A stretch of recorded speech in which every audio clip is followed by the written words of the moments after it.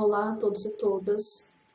Primeiramente, eu gostaria de agradecer aos organizadores da Braucicop pela oportunidade de apresentar este trabalho que tem como título Os Italianos na Construção da Modernidade Urbana Arquitetônica no Nordeste de São Paulo, Brasil. Como o título já diz, tratamos essencialmente da participação de italianos e descendentes no processo de construção da cidade e da arquitetura de uma região específica do estado de São Paulo, que é a região Nordeste, adotando como objeto de estudo a cidade de São José do Rio Pardo,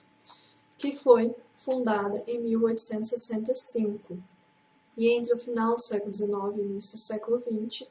esteve sujeita a um conjunto de procedimentos e formalidades que ecoaram diretamente na dinâmica local, a partir, sobretudo, do desenvolvimento, produção e comércio cafeeiro e início da industrialização. O prelúdio desse processo ocorreu mais especificamente na década de 1870, quando o café se firmou como produto ascendente no interior paulista, se distanciando cada vez mais do litoral, de onde a produção era exportada. A solução encontrada foi o desenvolvimento das vias férreas, que no nosso caso ocorreu com a fundação da Companhia Ramal Férreo do Rio Pardo, implantada em 1887, que objetivava fundamentalmente servir a atividade exportadora. De modo direto, em São José do Rio Pardo, os trilhos significaram um marco de intencionalidade a partir do seu vínculo com a construção da modernidade através de programas de melhoramento e circulação de informações e pessoas. Uma nova urbanidade se estruturou diante de alterações no ritmo de se fazer cidade, com transformações graduais, facilitando inclusive aí a entrada de imigrantes, o que contribuiu decisivamente para o aumento, da população e, consequentemente, no processo de formação cultural e social local. Mudanças que contribuíram para alterar a paisagem riopardense em decorrência também das facilidades na importação de materiais como tijolo, ferro e vidro e da atuação na construção civil de estrangeiros, que foram decisivos para caracterizar a paisagem riopardense, em boa parte pela adoção do ecletismo e afirmar a participação dessas pessoas na feitura da modernidade local, conforme veremos através da eleição de edifícios e espaços construídos na região central da cidade, que contou com a participação ativa e efetiva dos imigrantes. Bom, em se tratando da construção civil, houve uma atuação profícua de imigrantes, conforme dito, especialmente os que vieram da Itália ou descendentes que nasceram em terras brasileiras. Nesse slide, mostramos aí alguns dos nomes constatados por nós em nossa pesquisa de mestrado, de pessoas que atuaram como pedreiro, servente, marceneiro, carpinteiro, consultor, empreiteiro e também pessoas que, apesar de não possuírem diploma, eram reconhecidos como arquitetos. Entre as obras que contaram com a participação do imigrante italiano, seja em seu projeto, seja em sua construção, uma delas é o cemitério municipal, construído em 1895, que teve o projeto desenvolvido pelo reconhecido arquiteto Achilles, e as obras foram encarregadas ao construtor italiano Felício Maria Calvitti, mais conhecido como Calvitti, que deveria proceder à execução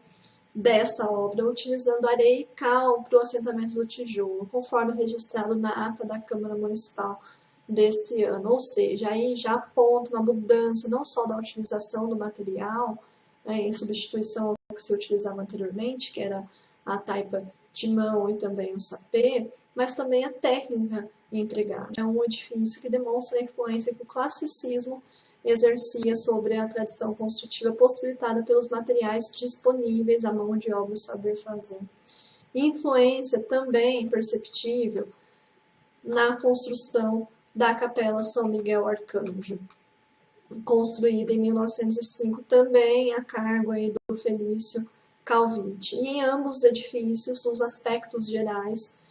demonstra aí o ajustamento ao ecletismo que era incorporado aos poucos, se acentuando mais no início do século XX. Bom, a Igreja Matriz, finalizada em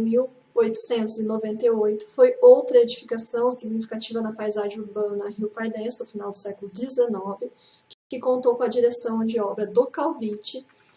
sendo o projeto assinado pelo escritório do Ramos de Azevedo. Além desses profissionais, o Ramos e o Calvíte, outros deram suas contribuições, como o italiano Marino de Favro, que esculpiu o altar enquanto o púlpito, o confessionário, os balaústres e as colunas foram entalhados por Salvador Artesi, assim como o coro, contando inclusive com a ajuda do seu irmão, o Pascoal Artesi, o qual falaremos um pouco mais sobre ele ao longo dessa apresentação. Já os afrescos foram feitos pelos artistas Bruno Scarselli, Domingos de Rocco, Giacomo Mon, todos eles vindos da Itália. Vale a pena ressaltar que nesse edifício a taipa de mão também foi substituída pela alvenaria de tijolos. Bom, o Hospital Santa Casa de Misericórdia de 1913 também contou com a contribuição de italianos. A função ocorreu sobre a coordenação do Pascoal Artesi e a atuação de Sperandi Foiadelli, Angelo Agacoli, Giacomo Marzocchi, Abramo Savoldi, Vicente Sistino, Salvador Gulli, Francisco Maida, todos eles relacionados como pedreiros. E formalmente é um edifício eclético, né, com claras evidências da aceitação ao gosto clássico. Já os pilaretes do portão e o gradil já apresentam elementos do repertório Art Nouveau. Bom, alvo de uma transformação mais pontual foi a área central, nobre por excelência, e que ainda necessitava da construção de edifícios destinados ao lazer para a complementação da composição desse cenário, que se queria coerente com os novos ideais de embelezamento, de higiene, compatível com o esplendor, né, que São José apresentava nesse momento, em função da prosperidade da cultura cafeeira, e momento marcado aí pela Primeira República, mas ainda faltavam esses edifícios destinados ao lazer. Em 1905 e 1910, o Teatro São José e o Pavilhão 15 de Novembro, a cargo, vale ressaltar, das classes dominantes, ou seja, das elites locais que bancaram a construção desses edifícios, sendo responsável pelo projeto e obra o Pascoal Artesi.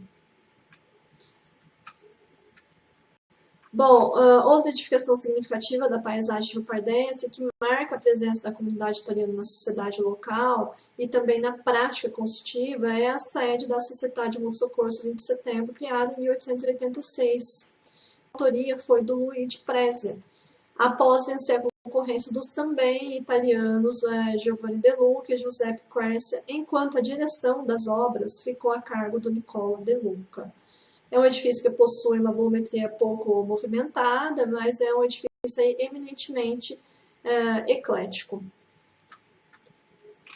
Bom, nesse processo de transformação, a preocupação com a salubridade dos espaços públicos também foi uma constante, contexto que propiciou a incorporação do paisagismo como medida sanitária, também adotado, no caso, o ajardinamento,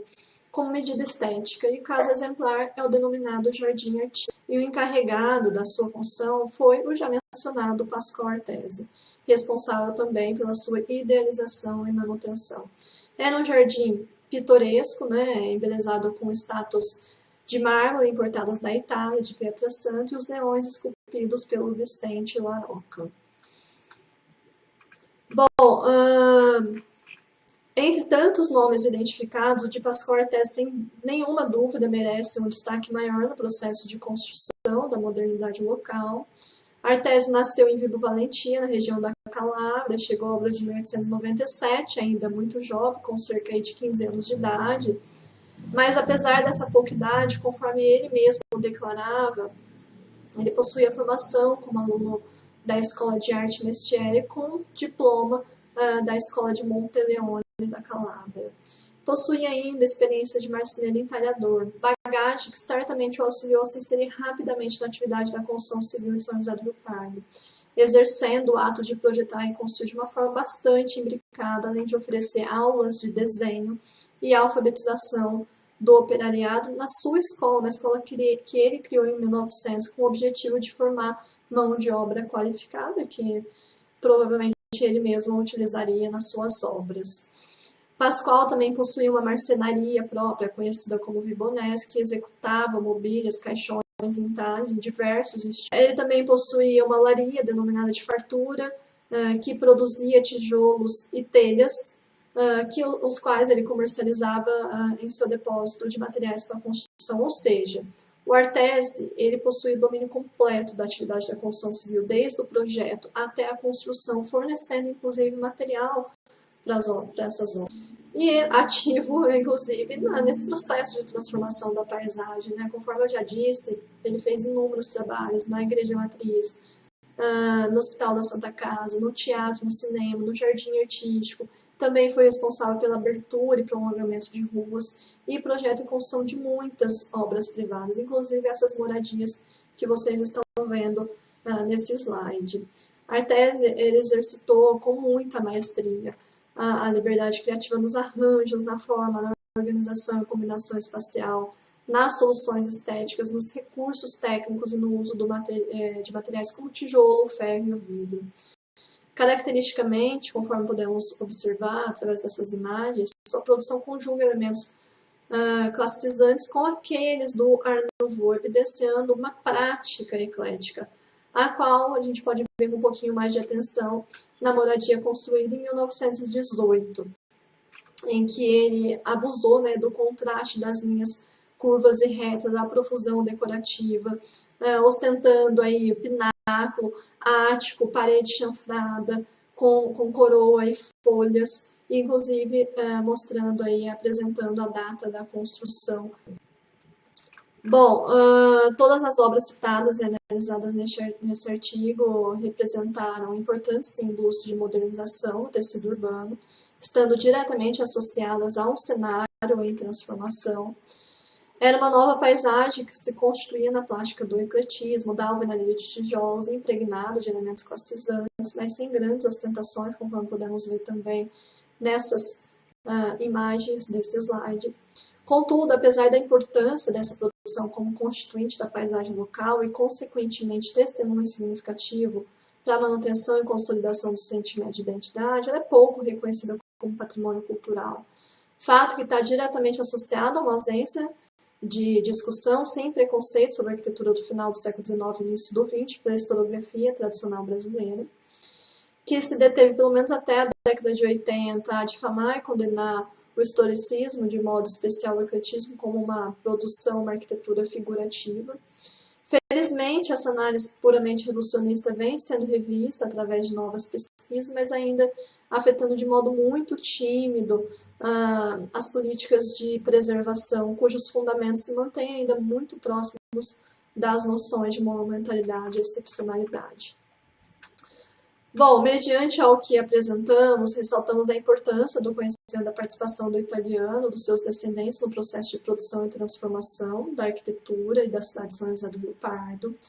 identificação nominal e da atuação profissional, que é bastante cara para a historiografia da arquitetura e do urbanismo brasileiro, que com raríssimas exceções enfoca a atuação dos não diplomados, assim como ocorre com a chamada arquitetura menor e eclética. Problemática que pode ser justificada pelo interesse nos estudos do campo da arquitetura e do urbanismo das grandes cidades, né,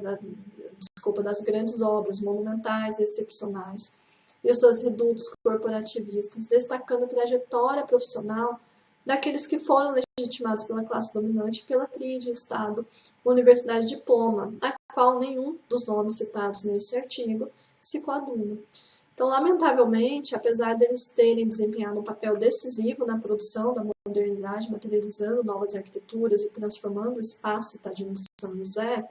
são profissionais que foram completamente obliterados da história local e da historiografia da arquitetura e do urbanismo brasileiro.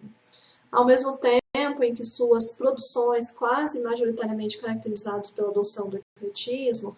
tão desprestigiado pela historiografia tradicional, pelas instituições de preservação, sofreram e ainda sofrem um processo de descaracterização, para dizer o mínimo, colocando em risco a perda irreparável de um acervo significativo que consolidou a identidade arquitetônica dessa cidade do interior paulista. Agradecemos aos arquivos que nos cederam as imagens e a atenção de vocês ao longo desse evento. Deixo o meu endereço de e-mail, caso alguém tenha interesse e queira entrar em contato.